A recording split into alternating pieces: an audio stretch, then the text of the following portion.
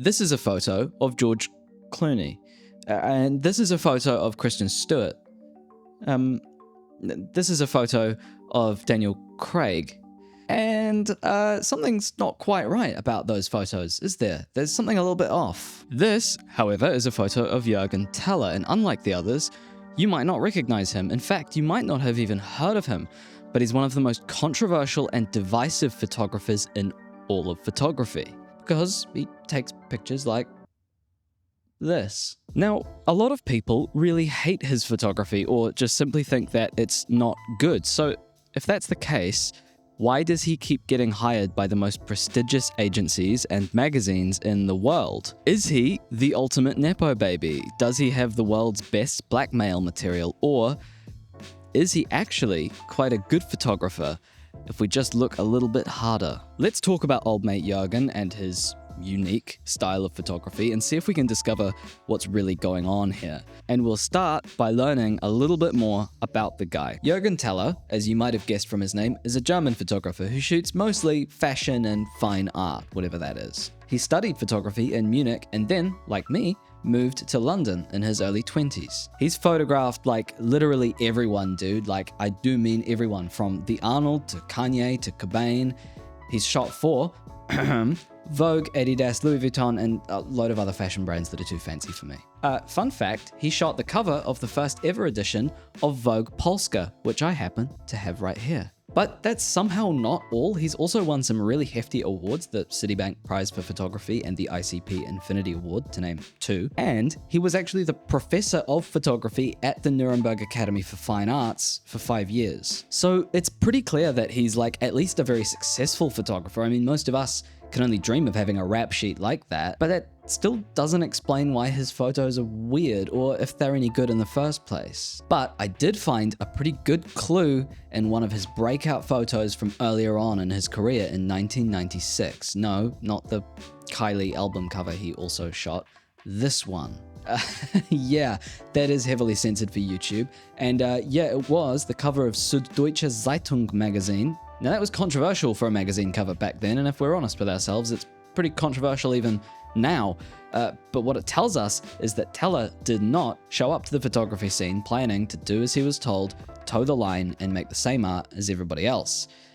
He wanted to make a statement. Now, the interesting thing about this photo, other than the obvious, both Teller and the model, whose name is Kristen McMenemy, had both been let go by Versace fairly recently before this photo was shot. And back in the 90s high fashion craze, getting fired by Versace is kind of a career killer. Out of their anger and distaste for Versace, we got this, which the public did not like.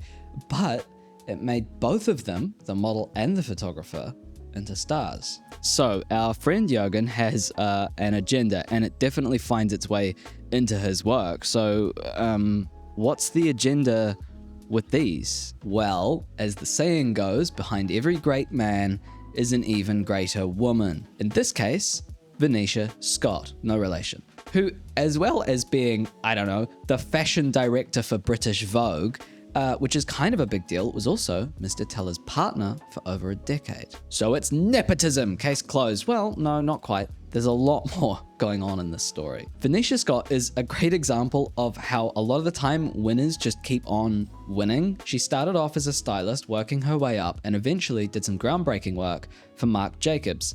And the Mr.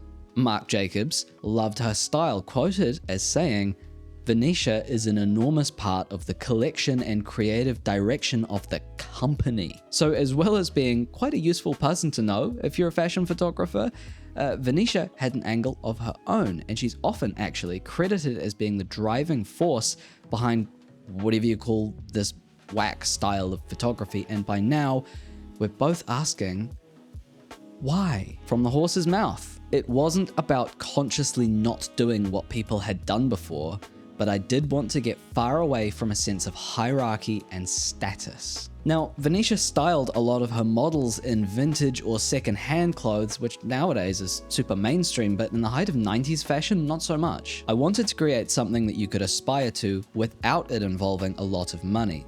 None of the stories I did were about having a nice bag or an expensive outfit. And if you dig a little deeper, it's quite easy to see what inspired this particular approach. Ms. Scott here happens to come from one of those families. You know, the British families with their own Wikipedia page. Yeah, not joking, she's related to Ralph Fiennes and descended from a literal baron.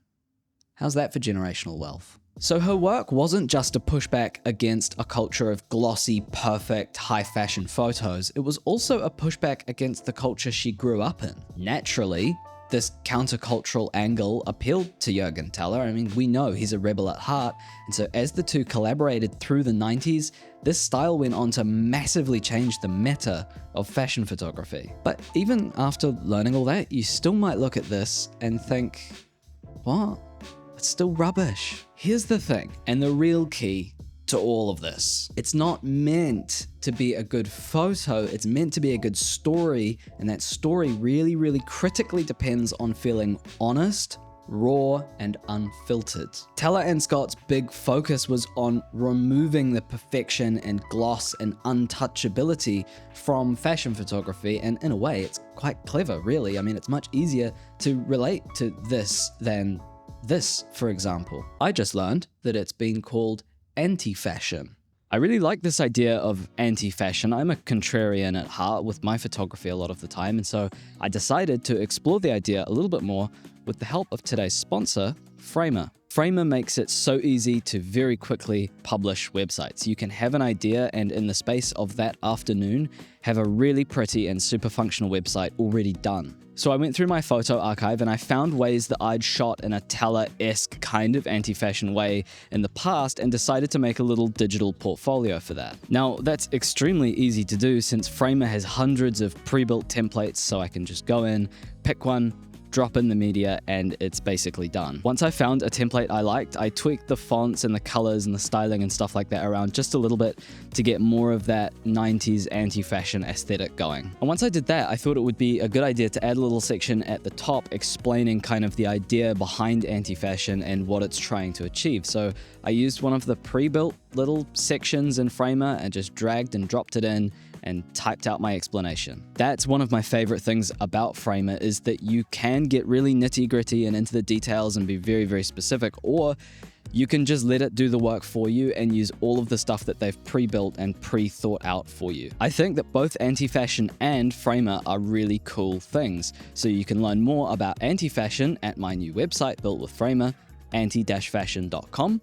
And you can learn more about Framer, including signing up for free and getting 25% off your first 3 months using the link in the video description. A massive thank you to Framer for their continued support of this channel, and a massive thank you to you for watching. Now, you might be sitting there thinking, that's ridiculous, and honestly, fair enough. You've spent years growing and learning as a photographer to get to the point where you can take those really nice, perfect, glossy fashion photos or portraits. Seeing this on a magazine cover might make you feel envious, like he didn't deserve it. Maybe it could have been you, or maybe you could have even done a better job. But I don't think that's quite what's going on here. Let me explain it another way. Let's look at this for a second. You might recognize it. It's a painting by Rothko called Number 6. It's a painting that famously a lot of people think is talentless and rubbish, but it's a painting that also famously broke records, selling for a ridiculous $186 million. If you wish you had painted that so you could have sold it for $186 million, go ahead, click the like button and subscribe. My 12-year-old could have painted that. Well, yeah, that's the point. And you could definitely take portraits like this, but you didn't. Well, maybe you did, but not only that, you didn't take the portraits for the magazine that's synonymous with fashion and perfection and then slap them down on the editor's desk with a straight face. That takes guts and a willingness to be fired, and it's a statement in itself. So just like Rothko is challenging what painting is and how you can use it to tell stories, Teller is doing the same because it's meant to look like a bad iPhone photo of George Clooney. And don't get it wrong, that's not just because he's deliberately going against the grain and being rebellious.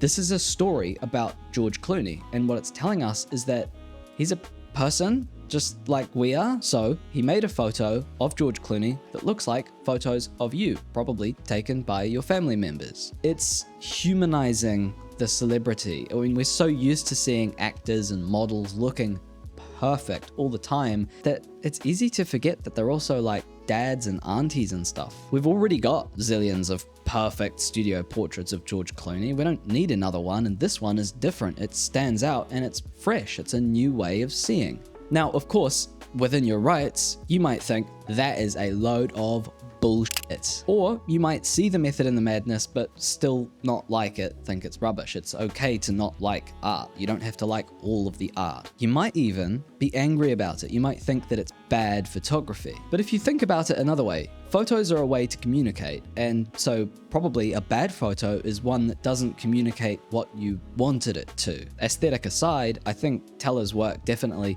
communicates what he wants pretty clearly. Turns out that there's a reason we argue about art, and it's because there's no right answer. Some people really hate abstract paintings. I really love old paintings with ships in them, and loads of people I've been to art galleries with nearly fall asleep when those ones turn up. Do you know what else is anti-fashion? This shirt I've just released. You can buy it on shop.huntercreatesthings.com. There's a link below. So yeah, maybe Mr. Teller here did have the best possible girlfriend for the job possible. It certainly didn't hurt, but I don't think it's nepotism or blackmail or black magic that got him to where he is and keeps him busy as a working photographer today. Instead, I think it's his willingness to challenge ideas, to photograph weirdly and try new things. Instead of always trying to take good photos, he's always trying to take interesting photos, and that's why, in my personal opinion, I quite like his work. What do you think? Let me know down below, and if you'd like to hear me unironically defend Bruce Gilden's controversial and aggressive style of street photography, you can watch that one there. Be nice in the comments. Stay hydrated and create art.